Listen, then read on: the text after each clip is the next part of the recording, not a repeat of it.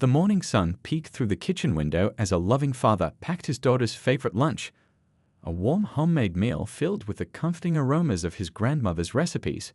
He smiled, remembering how his little girl's eyes would light up whenever she opened her lunchbox to find these special dishes waiting for her. Being a single dad wasn't easy, but moments like these made every challenge worthwhile. It had been 3 months since they moved to this new neighborhood, drawn by the promise of better educational opportunities at Riverside Elementary. The decision to leave their tight-knit community hadn't been easy, but as he watched his daughter grow, he knew she deserved every possible advantage in life.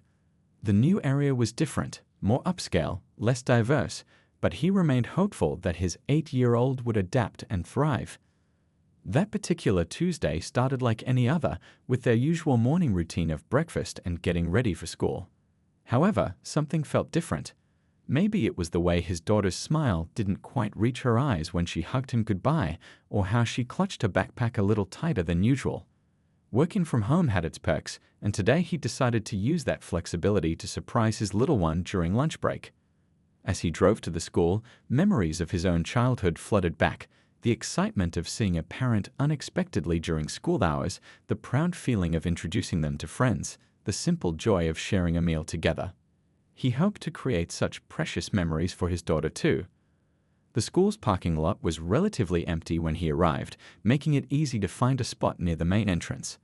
The building stood tall and impressive, with its red brick walls and neat rows of windows reflecting the midday sun. Children's artwork decorated the hallway windows, creating a rainbow of colors that seemed to welcome visitors. Walking through the school's corridors, he couldn't help but notice the sounds of laughter and chatter growing louder as he approached the cafeteria. The familiar noise brought back more memories of his own school days, the excitement of lunchtime, sharing snacks with friends, and the endless stories that made each meal an adventure. The cafeteria doors stood just ahead, and he paused for a moment, imagining his daughter's surprised expression when she saw him. He had even packed an extra portion of her favorite dessert, the special sweet his mother used to make for him, thinking they could share it together. The thought made him smile wider as he reached for the door handle. Little did he know that this simple surprise visit would uncover something that would change not just his daughter's life, but the lives of many other children in ways he never could have imagined. As he pushed open the heavy cafeteria door, the sounds of children's laughter and the clinking of lunch trays filled the air. But what he was about to witness would turn this ordinary Tuesday into a day that would be remembered for years to come. The familiar scent of school lunch wafted through the air, a mix of warming meals and fresh bread that should have been comforting. Yet something felt off, though he couldn't quite put his finger on what. He scanned the crowded room, looking for his daughter's familiar face among the sea of children, unaware that in just a few moments, his world would be turned upside down. The clock on the wall ticked steadily, marking each second of what had started as a simple lunch visit, but was about to become much more. Parents often say they can sense when something isn't right with their child, and as he stood there in the doorway, that parental instinct was beginning to sound an alarm he couldn't ignore. As his eyes adjusted to the fluorescent lighting of the cafeteria, the father's heart skipped a beat. There, at a corner table, sat his daughter, but something was terribly wrong. While the surrounding tables buzzed with activity and the happy sounds of children enjoying their lunches, his little girl sat alone, hunched over what appeared to be nothing more than a simple slice of white bread. The sight stopped him in his tracks. His daughter, who just this morning had left home with a carefully packed lunch full of love and tradition, now sat with only this meager offering before her. The contrast was stark. Surrounding tables displayed colorful lunch trays filled with hot meals, fruit cups, and milk cartons. Some children had brought packed lunches from home, trading snacks and sharing laughs with their friends. He watched, rooted to the spot, as his daughter lifted the plain bread to her mouth, taking small, careful bites as if trying to make it last longer. Her other hand clutched a paper cup of water, the only drink in front of her. The beautiful rainbow hair clips he had helped put in her hair that morning now seemed to droop, matching her subdued demeanor. What broke his heart even more was how she tried to appear normal, occasionally forcing a smile when other kids looked her way. She had always been strong, just like her mother, but this kind of strength, the kind that forced a child to pretend everything was fine when it clearly wasn't the strength any parent wanted their child to need. The father's hands trembled slightly as he noticed other details. His daughter's lunch bag, the one with her favorite cartoon character that they had picked out together, was nowhere to be seen. The special containers they used for her lunch, the ones with the tight-fitting lids that kept everything fresh and warm, were also missing. Instead, there was just that single slice of bread on a plain paper napkin. Other children moved around the cafeteria, laughing and chatting, seemingly oblivious to the quiet corner where his daughter sat. A group of teachers supervised the lunch period, moving between tables, helping open milk cartons, and maintaining order. One teacher, in particular, caught his attention. She stood near his daughter's table, occasionally glancing in that direction with what he could only describe as satisfaction. The scene before him felt surreal, like stepping into a nightmare.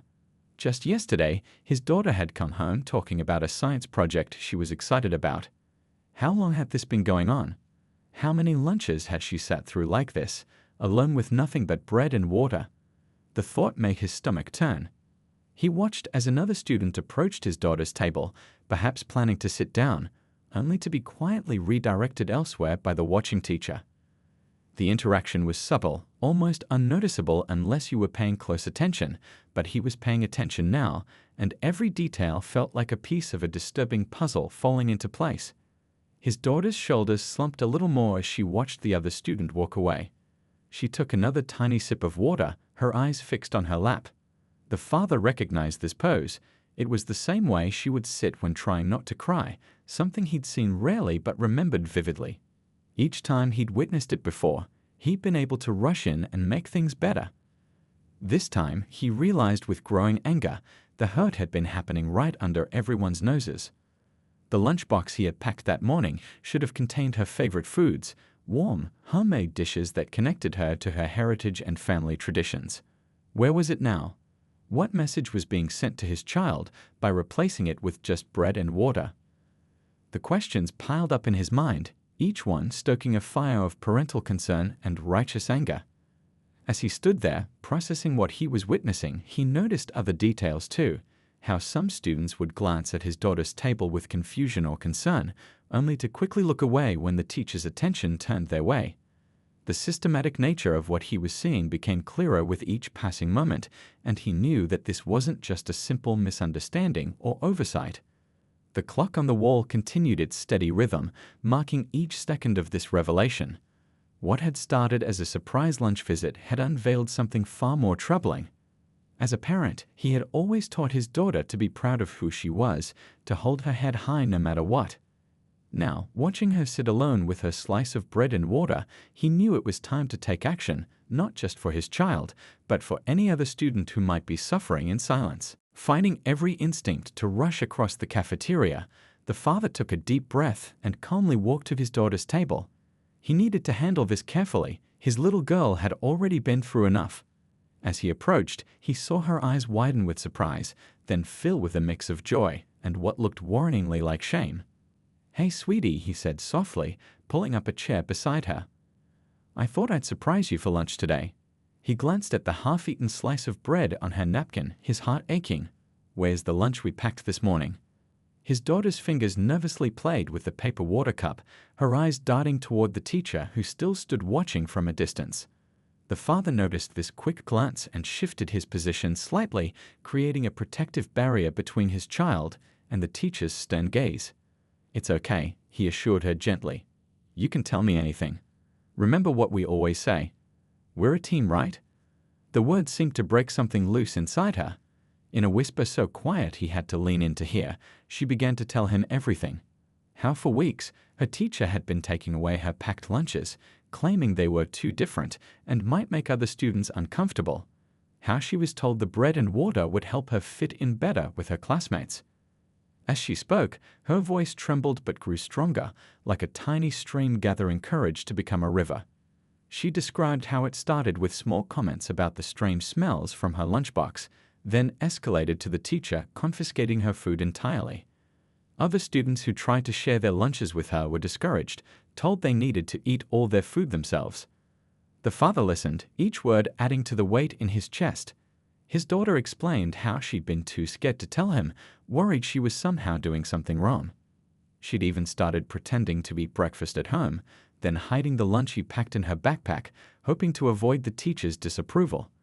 Sometimes, she admitted, her voice barely above a whisper, "I hide in the bathroom during lunch. It's better than sitting here where everyone can see." The confession hit him like a physical blow. His bright, confident little girl had been reduced to hiding during lunch, ashamed of the food that connected her to her family's heritage. He noticed small details as she spoke, how she'd arranged the breadcrumbs on her napkin to look like she'd eaten more than she had, how she kept her water cup tilted to hide how little she'd drunk. These weren't just signs of hunger, they were signs of a child trying desperately to survive in a hostile environment. Other students at nearby tables were trying not to stare, but he could see their concerned glances. One little boy started to wave, then quickly turned away when the teacher cleared her throat loudly. The father realized this wasn't just affecting his daughter, it was teaching every child in that cafeteria a terrible lesson about difference and power. His daughter's voice grew even quieter as she revealed more details. The teacher had a special drawer in her desk where she kept the inappropriate lunches. Sometimes she would make comments about how some people needed to learn to adapt to our ways. Each revelation made the father's blood boil, but he maintained his calm exterior for his daughter's sake. Last week, she continued, gaining confidence from her father's supportive presence. "When I told her Grandma made the food specially for me," she said. His daughter paused, swallowing hard. She said, "That's exactly the problem, that I needed to learn to eat normal food like everyone else." The father reached out and took his daughter's small hand in his, noticing how cold it felt. How many meals had she missed? How many days had she gone hungry while he remained unaware, packing lunches with love each morning that never made it past her teacher's desk? He thought about all the times in recent weeks when she'd come home extra hungry, claiming she'd had a big day at school and burned more energy than usual. How she'd stopped talking about lunchtime with her friends, changing the subject whenever he asked about her day. All the signs had been there, but he hadn't put them together until now. Looking at his daughter's face, he saw both relief at finally sharing her burden and fear of what might happen next. He squeezed her hand gently, making a silent promise. This wouldn't continue for another day, not for his daughter, and not for any other child who might be facing similar treatment. "You've been so brave," he told her softly, "but you don't have to handle this alone anymore. What's happening isn't right, and it's not your fault. None of this is your fault." He watched as tears welled up in her eyes, years of wisdom beyond her age reflected in them. "It's time to make this right." With a gentle kiss on his daughter's forehead and a promise to return shortly, the father stepped out of the cafeteria into the quiet hallway. His hands were shaking as he pulled out his phone, but his voice was steady when he dialed 911. Years of keeping calm for his daughter's sake had prepared him for moments like this. 911, what's your emergency? The dispatcher's voice was clear and professional. He took a deep breath, choosing his words carefully. "I'm at Riverside Elementary School," he began, his voice low but firm. "I need to report a case of child endangerment and discrimination. A teacher has been systematically denying my daughter proper nutrition during school hours." The father leaned against the wall, speaking quietly but with growing urgency as he detailed everything he'd discovered. He explained how his 8-year-old had been given only bread and water for weeks, how her packed lunches had been confiscated, and how other students were discouraged from sharing food with her. "Sir, are you still at the school?" the dispatcher asked, the sound of rapid typing in the background. "Yes, I came to surprise my daughter at lunch and found her sitting alone with nothing but a slice of bread and water. I've just finished talking with her, and," his voice caught for a moment, "she's been hiding this from me for weeks. She's been going hungry, afraid to tell me what was happening." The dispatcher's tone shifted, becoming both softer and more focused. "I understand, sir. This is a serious situation. I'm dispatching officers to your location right now. Can you tell me if there are other children who might be experiencing similar treatment?" The father thought about the careful glances from other students, the way some had seemed afraid to approach his daughter's table. "I suspect there might be," he replied. "The teacher specifically targeted my daughter's cultural foods, calling them too different and inappropriate." As he spoke, memories of the past few weeks flashed through his mind, his daughter's declining enthusiasm for school, her sudden disinterest in the lunches they used to plan together, the way she'd grown quieter at dinner time. All the pieces were falling into place, painting a picture that made his heart ache. "Officers are on their way," the dispatcher assured him. "They should arrive within minutes. Would you like me to stay on the line with you?" "No, thank you," he replied, straightening his shoulders. "I need to get back to my daughter. But please tell the officers to come to the main office. I don't want to create a scene that might upset the children." Before ending the call, he provided additional details about the teacher's actions, his voice growing stronger as he spoke. This wasn't just about his daughter anymore. It was about every child who might face discrimination, every parent who trusted their children would be safe at school. Standing in the hallway, he could hear the muffled sounds of the cafeteria through the closed doors. The normal chaos of lunchtime continued, unaware that everything was about to change. He thought about all the mornings he'd spent carefully packing his daughter's lunch, including little notes to make her smile, never knowing they were being thrown away. The father checked his watch. Only 7 minutes had passed since he'd made the call, but it felt like hours. He knew that soon, police cars would arrive, questions would be asked, and the quiet hallway where he stood would become the center of something much bigger than one teacher's prejudice. He thought about his daughter, sitting bravely at her table, perhaps wondering if telling him the truth had been the right choice. Of course it was. They were a team, always had been, always would be. But he knew the coming hours would be challenging for her. Taking another deep breath, he prepared himself to return to the cafeteria. He needed to be strong for his daughter, to show her that speaking up was the right thing to do. The sound of distant sirens reached his ears. Help was coming. Soon this would all be out in the open, where it could be addressed properly. As he reached for the cafeteria door handle, he silently thanked his daughter for her courage in finally sharing the truth.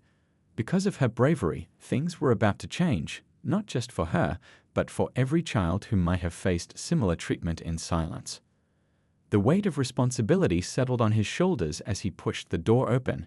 He knew the next few hours would be difficult, but sometimes the right path wasn't the easy one. His daughter had taught him that today, showing more courage than any 8-year-old should ever need to display. The quiet of the school hallways was broken by the steady sound of footsteps. 2 police officers walked alongside the principal, their faces serious but calm as they approached the cafeteria. The father stood waiting by the main office, just as he had promised the dispatcher, ready to guide them through what he had discovered. Within minutes, the scene transformed from a typical school day into something entirely different. The school district superintendent arrived, having been contacted immediately after the 911 call. Her presence, along with 2 child welfare specialists, signaled just how seriously everyone was taking the situation. Inside the cafeteria, students watched with wide eyes as the adults gathered near their teacher's usual spot. The father had returned to sit with his daughter, his arm protectively around her shoulders as she quietly explained everything to a kind-faced police officer who knelt at her level, listening intently. Other children began raising their hands, wanting to share their own stories. A small boy from 2 tables over revealed how he'd stopped bringing his grandmother's special dumplings because the teacher had called them smelly. A girl near the window admitted she'd been giving half her lunch to her friend who only got bread, trying to help without getting caught. The school security officer brought the footage from the cafeteria's cameras, displaying weeks of recorded lunchtimes on a laptop. The evidence was clear. The systematic pattern of lunch confiscation, the isolation of certain students, the carefully orchestrated separation that had gone unnoticed for too long. In the principal's office, the teacher stood defensive and angry, insisting she had only been trying to maintain proper standards in her classroom. But her words fell flat as more parents began arriving, called by the school administration to collect their children and provide statements about their experiences. One mother broke down in tears when she learned her son had been hiding his hunger, throwing away the cultural dishes she lovingly prepared because he was afraid of being singled out. Another father, his voice shaking with emotion, described how his daughter had begged to buy American lunch foods instead of bringing home-cooked meals. The superintendent's face grew more troubled with each new revelation. This wasn't just about one teacher or one student anymore. It was about a failure in the system that should have protected all children. She immediately began drafting an emergency action plan, determined to address the situation head-on.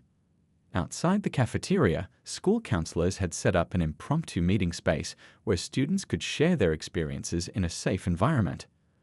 The stories that emerged painted a picture of silent suffering, children skipping meals, hiding their favorite foods, and feeling ashamed of their family traditions. The father watched as his daughter's courage inspired others to speak up. One by one, students approached the officers and welfare specialists, each story adding to the growing evidence. Some brought photos on their phones, pictures they'd taken of their friends sitting alone with bread and water, proof they'd kept but been afraid to share. In the midst of the activity, a school board member arrived, having left an important meeting to address the situation personally. His presence underscored the gravity of what had been uncovered. He immediately began coordinating with the superintendent to organize an emergency board meeting for that evening. The local news had caught wind of the situation, but school security kept them at bay, protecting the children's privacy as the investigation continued. Inside, the focus remained on supporting the students and gathering information that would help prevent similar incidents in the future. Throughout the afternoon, more details emerged. The teacher's desk drawer, when opened, revealed a collection of confiscated lunches from that very day, containers full of home-cooked meals that represented the diverse heritage of the student body. The sight brought tears to the eyes of several staff members who had never suspected what was happening. The father held his daughter close as they watched the events unfold. She had stopped trembling now, sitting taller as she saw how her truth had opened the door for others to share their own. A gentle squeeze of her hand told him she understood. Sometimes the scariest thing we can do is speak up, but it's often the most important. As the school day drew to a close, the atmosphere had shifted from shock to determination. The superintendent announced that immediate changes would be implemented, starting with a complete review of all school policies regarding lunch periods and cultural sensitivity. The teacher would not be returning to the classroom pending a full investigation. The emergency school board meeting that evening was unlike any other in the district's history. The usual meeting room couldn't contain the crowd of concerned parents, students, and community members who showed up to speak. The gathering had to be moved to the school gymnasium, where folding chairs quickly filled with families from all backgrounds, united in their concern and determination for change. The father sat in the front row, his daughter beside him, surrounded by other families whose children had similar experiences. The board members listened intently as parent after parent stood up to share their stories. A mother spoke about her son pretending to forget his lunch so he wouldn't face ridicule. Another parent described how their child had started having stomach aches every morning, afraid to go to school. The school principal, looking tired but resolute, presented the evidence they had gathered throughout the afternoon. Security footage played on a large screen showing clear patterns of discrimination. The cafeteria recordings revealed how certain students were systematically isolated, how their lunches disappeared, and how the teachers' actions had created an atmosphere of fear and shame. What struck everyone most was the impact on the children. The school counselor shared anonymous stories from students who had spent their lunch periods hiding in bathrooms, who had thrown away family recipes they once loved, who had begged their parents for different food just to avoid attention. Each story added another layer to the painful reality that had gone unnoticed for so long. The superintendent stood at the podium, her voice steady as she outlined the immediate actions being taken. The teacher had been placed on administrative leave pending a full investigation. A task force would be created to review all school policies regarding food, cultural expression, and student welfare. Most importantly, counseling services would be made available to any student who needed support processing what had happened. But it was the students themselves who made the strongest impact. Several brave children, including the father's daughter, chose to speak. They described the feeling of sitting alone with bread and water while others ate full meals, the shame of having their family's food called strange or inappropriate, the sadness of watching their cultural heritage being treated as something wrong. The father watched with pride as his daughter stood at the microphone, her voice small but clear as she described her experiences. She spoke about missing her grandmother's recipes, about feeling like she had to choose between her identity and fitting in. Her words brought tears to many eyes in the room, but she stood tall, stronger now for having found her voice. Community leaders from various cultural organizations offered their support, volunteering to help create educational programs about different food traditions. Local restaurants and catering services stepped forward, offering to provide diverse lunch options for school events. What had started as a crisis was transforming into an opportunity for positive change. The school board voted unanimously to implement immediate changes. A new position would be created for a diversity and inclusion coordinator. Teachers would undergo mandatory cultural sensitivity training. The lunch period would be restructured to encourage interaction between students of all backgrounds. Most importantly, there would be zero tolerance for any form of cultural discrimination. As the meeting continued late into the evening, parents began exchanging phone numbers and email addresses, forming support networks and planning future meetings. The father watched as his daughter made new friends, connecting with other children who shared similar experiences. The isolation that had marked their school days was being replaced by a sense of community and understanding. The local news station covered the meeting respectfully, focusing on the positive changes being implemented rather than sensationalizing the negative aspects. Their presence ensured that the story would reach other schools and districts, potentially preventing similar situations elsewhere. When the meeting finally ended, the gymnasium had transformed from a place of concern and anger to one of hope and determination. Parents lingered in small groups, sharing stories and making plans. Children who had once eaten alone were now surrounded by new friends, their differences celebrated rather than hidden. The father held his daughter's hand as they walked to their car under the evening sky. She looked up at him with tired but happy eyes, no longer carrying the weight of her secret. Tomorrow would bring new challenges, but they would face them together, knowing they had helped create positive change not just for themselves, but for every child who would walk through those school doors in the future. 3 months after that life-changing day in the cafeteria, the school had transformed into something beautiful. The once quiet lunchroom now buzzed with the happy sounds of children sharing meals and stories across tables that were no longer divided by invisible barriers. The father stood in the doorway, taking in the scene with a warm smile. Today was special, the school's first International Food Festival, an idea that had grown from those difficult revelations into a celebration of diversity. The cafeteria tables were arranged in a circle, loaded with dishes that represented the many cultures of the student body. Children moved from table to table, excited to try new foods and learn about different traditions. His daughter stood proudly behind one of the tables, explaining to her classmates how her grandmother had taught her to make the special dishes they were sharing. Her eyes sparkled as she told stories about each recipe, no longer afraid to embrace her heritage. Next to her, other students did the same, their voices mixing in a happy chorus of cultural exchange. The new school policies had done more than just prevent discrimination. They had created an environment where differences were celebrated. The weekly lunch menu now featured dishes from various cultures, with students taking turns helping plan the meals. Parents regularly visited to share cooking demonstrations, turning the cafeteria into a living classroom of cultural learning. The father watched as his daughter's former classmates, who had once been too scared to sit with her, now gathered around to learn about her family's traditions. They asked questions, shared stories, and compared similarities between their own family recipes. The fear and silence of the past had been replaced by curiosity and friendship.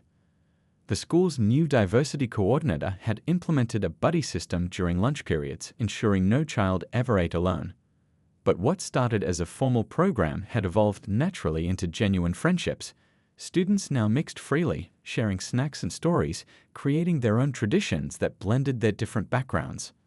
In the corner of the cafeteria, a wall of photographs showcased lunchtimes from around the world, teaching students that there's no such thing as normal food, just different ways of sharing love and culture through meals. The children had helped create the display, bringing in pictures from their own families and learning about each other's traditions. The biggest change wasn't in the rules or programs, it was in the hearts and minds of the school community. Teachers now underwent regular cultural sensitivity training, but more importantly, they showed genuine interest in learning about their students' backgrounds. The new atmosphere encouraged questions, curiosity, and respect. His daughter had grown too.